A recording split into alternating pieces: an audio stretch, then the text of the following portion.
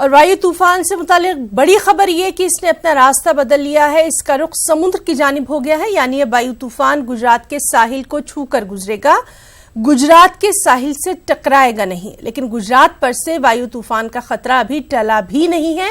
साहिली इलाके इससे मुतासिर जरूर हो सकते हैं। एहतियाती इक़दाम किए गए हैं और मजीद उठाए भी जा रहे हैं। एनडीआरएफ की 36 एसडीआरएफ की 9 टीमें तैनात कर दी गई हैं। बहरिया के 300 कमांडो और एसआरपी की 14 कंपनियां भी तैनात की गई हैं।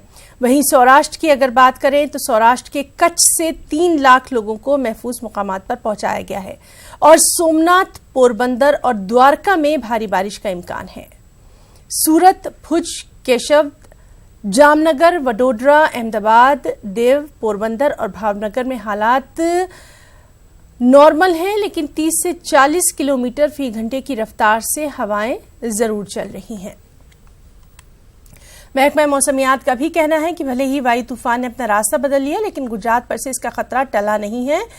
वायु तूफान के असर से सोमनाथ, पोरबंदर और द्वारका मुतासिर होंगे। महकमा मौसमियात के मुताबिक रियासत में भारी बारिश हो सकती है।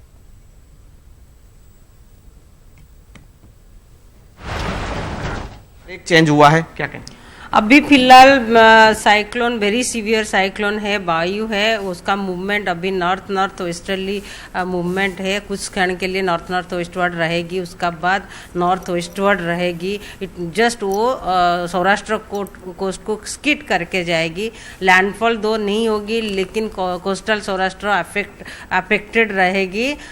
जैसे डिस्ट्रिक्ट हम देखेंगे तो गिर सोमनाथ, दीव, जूनागढ़, पोरबंदर, देवभूमि, द्वारका में जब वो स्किट करेगी सौराष्ट्र कोस्ट, उसका wind speed 135 to 145 kilometre per hour रहेगी, gusting to 160 kilometre per hour. और ये स्किट करेगी टुवर्ड्स आफ्टरनून आज।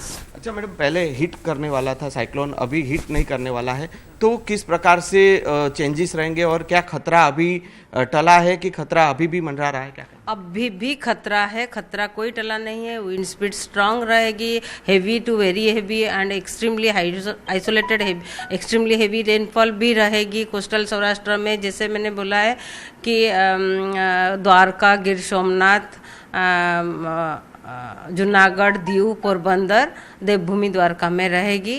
और हवा तेज़ रहेगी, जैसे 135 टू 145 हमारा कोस्ट में भी हवा उतना ही रहेगी। और उसके लिए पोर्ट वार्निंग दिया गया है, ग्रेट डेंजर सिग्नल दिया गया है एंड फिशरमैन वार्निंग भी दिया गया है। 15 तक सभी वार्निंग जारी रहे। गुजरात के बाकी रीजन में बारिश की कैसी संभावना है? अभी फिलहाल साउथ गुजरात में थोड़ा बारिश रहेगी, लेकिन नॉर्थ गुजरात में मोस्टली क्लाउड रहेगी। कहीं कहीं जगहों में थंडरस्टॉर्म एक्टिविटी होने का संभावना है, लाइटनिंग भी हो सकती है नॉर्थ गुजरात में। Thank you ma'am. और आज इसी पर मजीद बातचीत के लिए मुंबई से हमारे साथ मौजूद रहेंगे हमारे साथी प्रशांत पांडे, और गुजरात के सोमनाथ से हमारे साथ मौजूद रहेंगे नवीन झा। दोनों रिपोर्टर से हम ताज़ा अपडेट जानना चाहेंगे। सबसे पहले हम गुजरात का रुख करेंगे। नवीन, आपसे इस वक्त का अपडेट चाहेंगे, वायु तूफान से मुताल्लिक क्या कुछ अभी तक?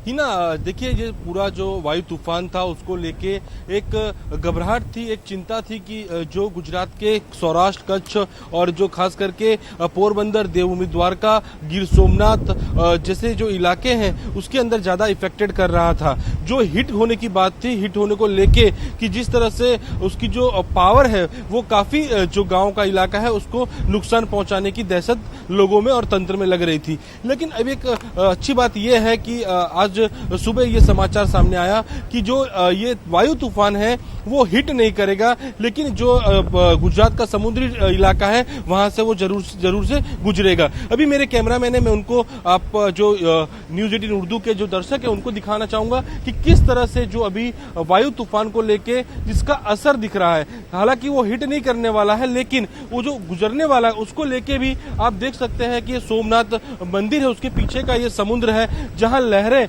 काफी तूफान पे है, काफी लहरें हैं। बाकी ये जो समुद्र है वो शांत माना जाता है, लेकिन फिलहाल आप इसका नजारा देख सकते हैं कि किस तरह से ये पूरा समुद्र की जो लहरें हैं जो उफान पे हैं, अपने अपने उफान पे ये लहरें चल रही हैं। हवा की बात करें, काफी तेज हवा है और जिसको लेके गिर सोमनाथ हो, सौराष्ट्र हो, पोरबंदर हो, काफी बारिश भी हो रही है और ऐसा अंदाजा भी लगाया जा रहा है। और मौसम वैज्ञानिकों का कहना है कि 10 इंच से 12 इंच बरसात जो है वो हो सकती है इस तूफान को लेके, वायु तूफान को लेके। तो हिना, पूरी बात यह है कि अभी जिस तरह से वायु तूफान को लेके एक बड़ी चिंता थी, वो चिंता कहीं ना कहीं कम जरूर हुई है, लेकिन खत्म नहीं हुई है। मौसम वैज्ञानिक का कहना है कि खतरा जरूर से टला है, लेकिन अभी भी जो उसके आसार हैं वो दिख रहे हैं। जी, तो बहरहाल एहतियाती जो कदम हैं वो तो उठाए ही गए हैं। और अब हम रुख करेंगे मुंबई का। प्रशांत, आपके पास आना चाहेंगे और आपसे जानना चाहेंगे, जिस तरह से लगातार एडवाइजरी जारी की गई थी, एहतियाती कदम उठाए गए थे, अभी वहां पर क्या कुछ मौसम का हाल?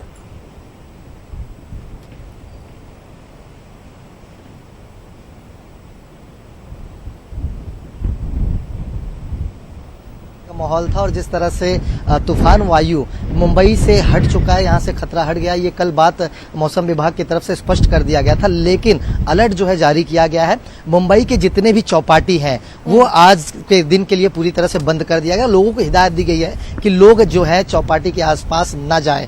इसकी वजह यही है कि जो असर है वायु तूफान का वो मुंबई के समुद्रों के पास देखने को मिल रहा है। सवेरे जो लहरें हैं तकरीबन 3.87 मीटर ऊपर उठी थी। ये जो लहरें फवार में थे एकदम, और बाहर जो पानी आने का आसार यहाँ पर नजर आ रहा था। वहीं मौसम विभाग की बात करें तो उन्होंने एकदम स्पष्ट कर दिया है कि ये मानसून नहीं है। मुंबई में मानसून 15 तारीख को आएगा, परसों आएगा, लेकिन ये जो आसार है, ये जो असर है, जो फर्क पड़ रहा है समुद्र के लहरों पर और जिस तरह से लहरें ऊपर उठ रही हैं, ये सिर्फ कुल मिलाकर असर है वायु तूफान का। हालांकि खतरा जो है महाराष्ट्र मुंबई को नहीं है, ये गुजरात की तरफ डाइवर्ट हो चुका था, लेकिन उसका असर यहाँ पर जरूर देखने को मिला है। और इसी बात का ध्यान रखते हुए किसी प्रकार की लापरवाही प्रशासन की तरफ से न उठाया जाए। लोगों को हिदायत दी गई कि जितने भी चौपाटी मुंबई के हैं वहां पर लोग न जाएं और चौपाटी को पूरी तरह से खाली रखने की हिदायत जो है लोगों को दी गई है, और ताकि लोग जो है सेफ रहे। और जिस तरह से मैंने कहा कि मौसम विभाग ने स्पष्ट जरूर किया है कि अभी तक मानसून मुंबई में आया नहीं है, 15 तारीख को आएगा। लेकिन जो बारिश कल हमने देखी, रात में जोरदार, दोपहर में देखी, तेज हवाएं देखी, तो ये महज इसी वायु तूफान का असर था जो मुंबई की तरफ आया, और जिसके चलते कल भी और आज 2 दिन पूरी तरह से जितनी भी चौपाटी है मुंबई के वो बंद कर दी गई और लोगों को कहा गया कि वो समुद्र किनारे ना जाए। मौसम विभाग ने स्पष्ट कर दिया कि इसका असर अभी भी मुंबई में देखा जाएगा और हो सकता है कि जोरदार बारिश मुंबई में हो, बहुत ज्यादा अनिवार्य काम हो तो मुंबई कर जो अपने घरों से बाहर निकले, लेकिन मानसून का आगमन जो है 15 तारीख को होगा। प्रशांत, यहाँ पर ये भी जानना चाहेंगे, क्या तूफान को देखते हुए किसी तरह की कोई छुट्टी का ऐलान किया गया या फिर वहां पर कोई खास चेतावनी?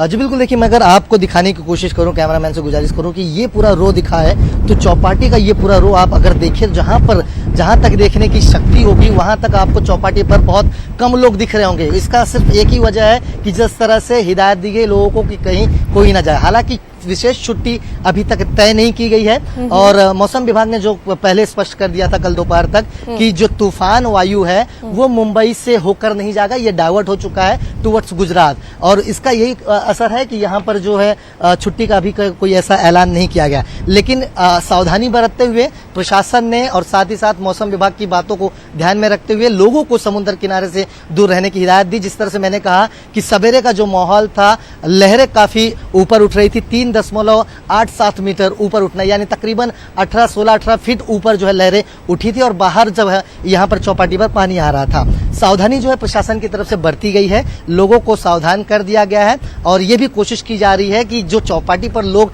अगर आ भी रहे मुश्किल से तो उनको कहा जा रहा है कि वो दूर रहे समुद्र से, ताकि अगर जोरदार बारिश होती है, हवाएं चलती है और लहरें अगर ऊपर आती है तो कहीं कोई हादसा ना हो। इन सारी चीजों को ध्यान में रखते प्रशासन ने इंस्ट्रक्शन जरूर दिए हैं, लेकिन अभी तक ऑफिशियली किसी भी प्रकार की छुट्टी जो है डिक्लेयर नहीं किया गया है। बहरहाल हमें इंतजार करना होगा। जिस तरह से मौसम विभाग ने कहा कि 15 तारीख से मानसून का आगमन जो है मुंबई में होगा, और जब मानसून एक बार मुंबई में होगा तो देखना होगा कि आलम क्या है और किस तरह की तैयारी प्रशासन की तरफ से की गई है इस बार मानसून से निपटने के लिए। जी, उसके बारे में भी हम बात करेंगे कि बीएमसी ने मानसून से निपटने के लिए क्या कुछ तैयारी की है। आज हम बात कर रहे हैं वायु तूफान की। नवीन, आपसे जानना चाहेंगे, कुछ ऐसे इलाके हैं जहां पर विशेष सावधानी जो है वो बढ़ती जा रही, चाहे सूरत की बात करें, भुज की बात करें, वडोदरा की बात करें, अहमदाबाद की बात करें, यहाँ पर जो एनडीआरएफ है या फिर इस तरह की खास कंपनियां भी तैनात की गई हैं सिक्योरिटी को लेकर।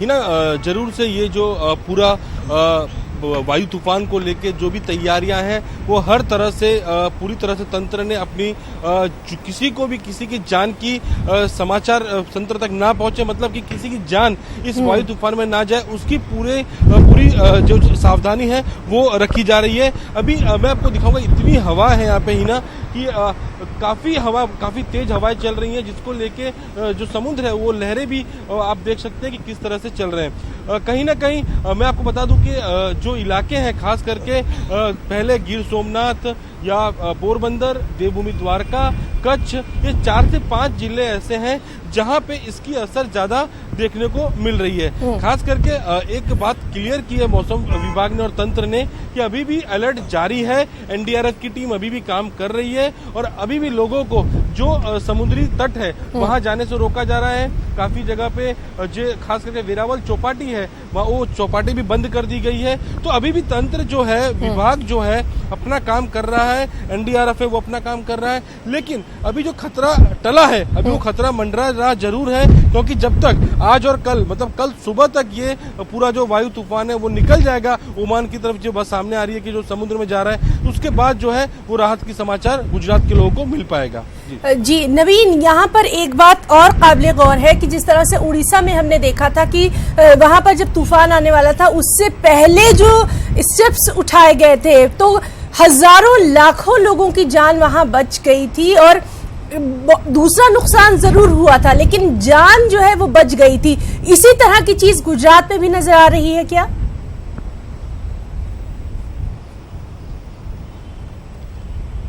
हिना, बिल्कुल इस बात को हम नकार नहीं सकते हैं कि जो उड़ीसा के अंदर उड़ीसा में तो काफी कुछ दिनों में ही काफी बार इस तूफान का सामना करना पड़ा था, लेकिन गुजरात में काफी सालों के बाद ये तूफान का सामना करना पड़ रहा था। तो तंत्र जो है, विभाग जो है, खास करके गुजरात के सीएम विजय रूपाणी हैं, उन्होंने पहले ही कह दिया था कि इस तूफान के अंदर किसी की जान नहीं जानी चाहिए, हर एक व्यक्ति की जान इतनी जरूरी है जितनी तंत्र के लिए कि कोई भी व्यक्ति इसमें अपना जो जान है वो ना गुमा सके। उसको लेके जितने भी तटीय इलाके हैं, खास करके मैंने बताया आपको कि गिर सोमनाथ हो या फिर वेरावल हो, उसके अलावा आप पोरबंदर हो, देवभूमि द्वारका हो, वो सारे जो तटीय इलाके हैं जो बिल्कुल जो मच्छी मारी करके अपना घर चलाते हैं, जो ऐसे लोग हैं जो ग्रामीण और समुद्र के बिल्कुल नजदीक में अपना घर बना के रहते हैं, उनको पहले से वहां से हटाने की तंत्र ने जवाबदारी पूरी कर ली थी। तो कह सकते हैं कि जिस तरह से उड़ीसा ने एक अच्छी सोच समझ के साथ इस तूफान को मतलब के पार किया था, उसी तरह से गुजरात ने भी पूरी तैयारी की हुई थी कि इस तूफान के अंदर चाहे जान माल का नुकसान हो, चाहे किसी और चीज का नुकसान हो, कम से कम हो, उस चीज की पूरी तैयारी जो है वो विभाग ने की हुई थी ना। जी नवीन, आपके पास भी हम आएंगे। प्रशांत, आपसे ये जानना चाहेंगे, जिस तरह से हम मॉनसून की बात कर रहे थे, अक्सर मॉनसून में हमने देखा है कि बीएमसी जो है वो कहीं ना कहीं अपनी तमाम तर तैयारियां के दावे करती है, तमाम तर चीजें होने के दावे करती है, उसके बावजूद आम मुंबईकर को परेशानी का सामना मॉनसून में करना ही पड़ता है। अब वायु तूफान, कहीं बड़ा खतरा, इन तमाम चीजों को देखते हुए बीएमसी की तैयारियां। जी बिल्कुल, देखिए हिना, इसमें कोई दो राय नहीं है। हमेशा हमने यही देखा है कि जब भी मानसून का आगमन मुंबई शहर में होता है तो इस शहर के लोग जो है इस मानसून से मानसून के परेशानियों से दो चार होते हैं। जिस तरह से वायु की मैं बात करूं तो अगर मैं आपको फिर से तस्वीर दिखाऊं तो समुद्र की लहरें जो जिस वक्त मैं जहां पर खड़ा हूं वर्ली सीलिंग पर, यहां पर तेज हवाएं लगातार चल रही हैं क्योंकि ये इशारा ऑलरेडी मौसम विभाग की तरफ से दिया गया था। लहरों में उठाव हमने सवेरे देखा क्योंकि हाई टाइड का वक्त था, लेकिन अभी भी पूरी तरह से जिस तरह का माहौल होना चाहिए उस तरह का नहीं है। साफ तौर पर बारिश का जो माहौल है ऐसा नजर आ रहा है, किसी भी वक्त बारिश हो सकती है और मूसलाधार बारिश हो सकती है, ऐसा मौसम विभाग ने पहले ही इशारा दे दिया था। लेकिन बीएमसी की खास तौर पर बात करूं तो हिना ये हमेशा हमने देखा है कि कई दावे बीएमसी करती है, नाले साफ करती है, कई जगहों पर हाइड्रोलिक जो है पंप्स लगाती है पानी निकालने के लिए, लेकिन कुछ ऐसे इलाके मुंबई के ऐसे आज भी हैं कि मानसून के आगमन के दिन ही पूरी तरह से पानी की तरह भर जाते हैं और इनको पता है कि इस परेशानी से मुंबई कर ही दो चार होते हैं। अब मुंबई कर भी जो है अपनी तरह से पूरी तरह से तैयार हो जाता है क्योंकि उसको पता है कि बीएमसी सिर्फ वादे करती है और जब मानसून का पानी आता है तो वादे पूरी तरह से धुल जाते हैं। यानी कुल मिलाकर देखा जाए मुंबई कर जो है अपने आप से प्रिपेयर होकर अब मानसून के वक्त बाहर निकलते हैं। लेकिन सुरक्षा और तैयारी की बात की जाए तो किसी प्रकार की लापरवाही प्रशासन की तरफ से नहीं बरती जाती। कई ऐसे निचले इलाके हैं जहां पर मानसून के पानी का इकट्ठा होना लाजमी है और वहां पर कोशिश की जाती है लेकिन पानी हटाया नहीं जा पाता। लेकिन बहरहाल हमें इस बार देखना होगा कि वायुसेना के असर से जो है मानसून के पहले ही मुंबई में बरसात शुरू हो गई और हाई अलर्ट जो है नदी के किनारे, समुद्र के किनारे जारी किया गया। चौपाटीज जो है जैसे मैंने कहा कि कल और आज 2 दिन के लिए बंद किया गया था क्योंकि वायु का यहां से गुजरना ऐसा तय था, लेकिन जब डाइवर्ट हो गया तो उसके बावजूद भी हिदायत जो है लोगों को दी गई कि समुद्र के किनारे न जाए। लेकिन जब मानसून आएगा 15 तारीख के बाद से, जब जोरदार बारिश एक बार मुंबई में होगी तो देखना होगा कि बीएमसी जो हर बार अपनी तैयारियों की घोषणा करती है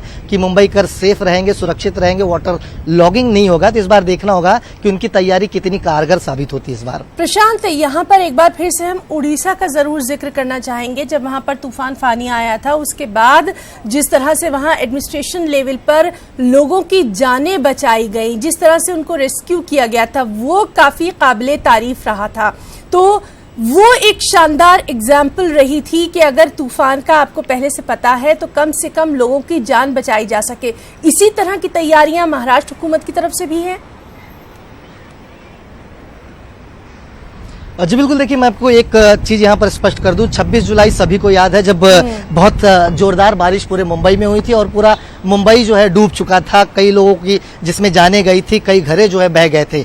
उस हादसे के बाद से ये गाइडलाइंस है कि मानसून में जो भी एजेंसीज हैं, चाहे एनडीआरएफ की आप बात करें या बीएमसी की बात करें या फिर समुद्र के किनारे जो कोस्ट गार्ड्स होते हैं, उनको अलर्ट हमेशा रखती है मुंबई प्रशासन, महाराष्ट्र प्रशासन। यानी कुल मिलाकर देखा जाए कि मानसून में ये ऐसे एजेंसीज हैं जिन्हें अलर्ट पर रखा जाता है। जैसे ही बारिश की स्पीड बढ़ती है, जोरदार बारिश होती है, तो उनकी तैयारी जो है पूरी रहती है और जहां जरूरत पड़ता है वहां पर वो टीमें तुरंत रवाना कर दी जाती हैं। तो यानी मैं आपको बता दूं ना, वो एक हादसा था, एक सबब था मुंबई करों के लिए और मुंबई प्रशासन के लोगों के लिए। और उसके बाद से ये जो बेसिक चीजें हैं, इसकी प्रिपरेशन जो है हर साल मानसून के पहले कर ली जाती हैं। लेकिन जो बेसिक रिक्वायरमेंट्स है, जैसे मैंने कहा कि मुंबई में कुछ ऐसे निचले इलाके हैं जहां पर हर बार हम देखते हैं कि वाटर लॉगिंग होता है, लोगों के घरे में पानी घुसते हैं, सड़कें जो है पूरी तरह से लबालब भर जाती हैं, यातायात पर पूरी तरह से असर पड़ता है। तो उससे निपटने के लिए कई हजार करोड़ का खर्चा जो है मनपा अपने जेब से करती है, लेकिन वो कभी भी सक्सेसफुल नहीं हुआ है।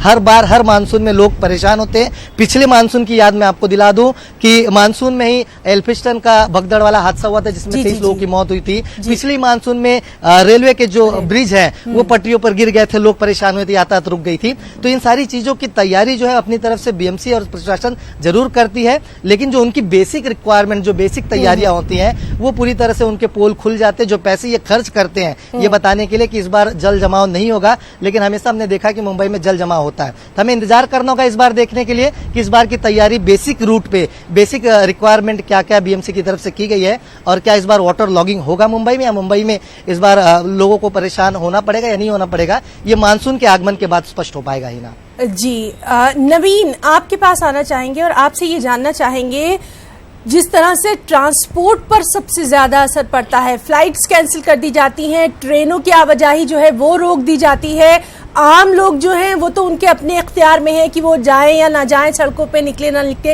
इस तरह की कोई अलर्ट या कोई एडवाइजरी फ्लाइट्स और ट्रेन्स के लिए?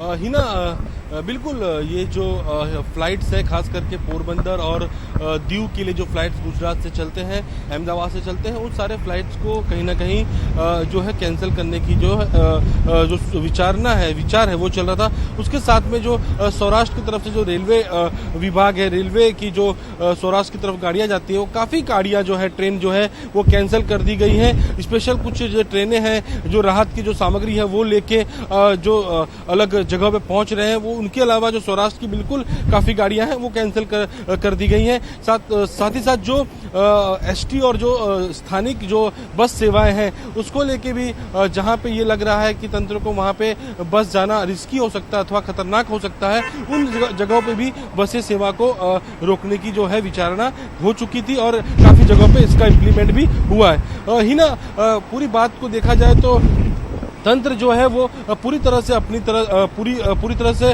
वो ये इस बात को लेके आश्वस्त था कि किसी भी तरीके से इस वायु तूफान को हमें लड़ना है, उससे लड़के और उससे पसार कर देना है ताकि गुजरात में किसी भी तरह की जान हानि, किसी भी तरह की माल हानि या किसी को नुकसान न पहुंचे। उस पूरी तरह से तंत्र ने उस तरह की तैयारियां की थी। हालांकि जिसके अंदर केंद्र सरकार है, खास करके वो देश के गृह मंत्री अमित शाह हो या प्रधानमंत्री नरेंद्र मोदी, सभी लोग जो है इस वायु तूफान को लेकर नजर बनाए हुए थे और हर प्रकार की जो सुरक्षा और जो सहायता की बात थी उनकी तरफ से की गई थी कि हर प्रकार की सहायता जो है गुजरात को की जाएगी और किसी भी तरह की तकलीफ के साथ वो जो लड़ने के लिए वो गुजरात के साथ खड़े हैं। तो कहीं ना कहीं और पूरी तरह से तंत्र है वो इस तरह से लगा हुआ था कि किसी भी तरह से इस वायु तूफान को निपट लिया जाए। हिना, नवीन, मौसम के लिए आगे क्या कुछ कहा गया है?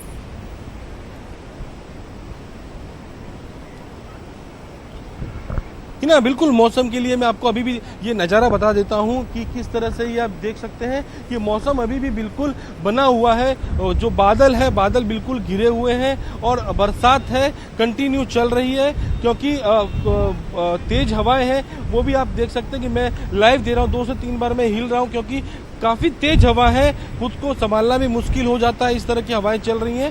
तो ये जो मौसम विभाग है या फिर जो तंत्र है उसने विभाग ने पहले से ही कह दिया है कि वायु तूफान जो है वो जरूर से हिट वे नहीं होगा, लेकिन उसकी असर है कि 10 इंच तक बरसात, तेज हवाएं, तेज जो समुद्र के अंदर लहरें, वो तमाम चीजें हैं वो देखने मिल सकती हैं समुद्री इलाकों में। तो वो स्पष्ट है कि उसकी जो असर है वो दिखने मिल रही है।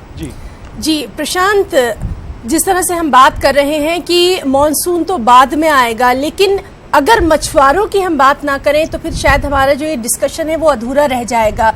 मछुआरों के लिए रोज समुद्र में जाना, रोज कमाना, वही उनकी रोजी रोटी है। अब जब उनको रोक दिया गया है समुद्र में जाने से, तो क्या सरकार की तरफ से उनके खाने पीने के लिए कुछ खास बंदोबस्त किए गए हैं? हिना, देखिए मैं आपको बताऊं कि खास तौर पर मछुआरों के अगर एक बड़ा तबका जो है मुंबई में रहता है। मुंबई का कोलीवाड़ा जो इलाका है वो फेमस है।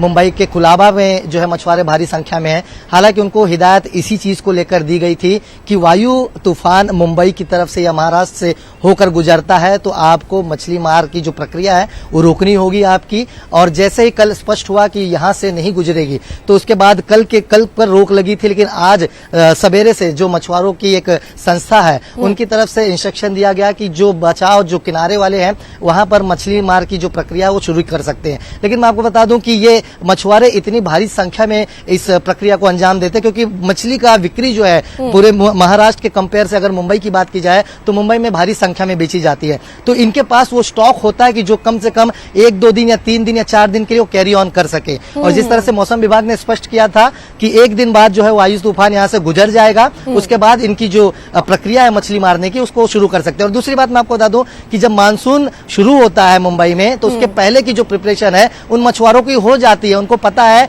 कि मुंबई में मूसलाधार बारिश होती है, हाई टाइड होता है, उनके लिए मछली मारना संभव नहीं हो पाएगा। तो उनकी बेसिक रिक्वायरमेंट और बेसिक तैयारियां जो अपनी तरफ से खुद कर लेती हैं। कभी ना कभी अगर कैसा कोई बड़ा हादसा जैसे सामने आता है 26 जुलाई जैसा, तो वहां पर प्रशासन जो है आगे बढ़कर मदद जरूर करते हैं। लेकिन बहरहाल ऐसा कोई भी अभी तक कोई इंस्ट्रक्शन या कोई भी मदद के हाथ जो है मछुआरों के लिए बढ़ाए नहीं है क्योंकि अभी तक जरूरत नहीं पड़ी है। ना जी प्रशांत, आपका और नवीन झा आपका दोनों का बहुत बहुत शुक्रिया तमाम तर अपडेट देने के लिए। आप दोनों खुद भी अपना वहां बहुत ख्याल रखिए और आगे भी हम इस तरह से वायु तूफान से मुतालिक जो भी अपडेट है वो अपने तमाम नाज़रीन को देते रहेंगे। आज की इस खास पेशकश में फिलहाल इतना ही।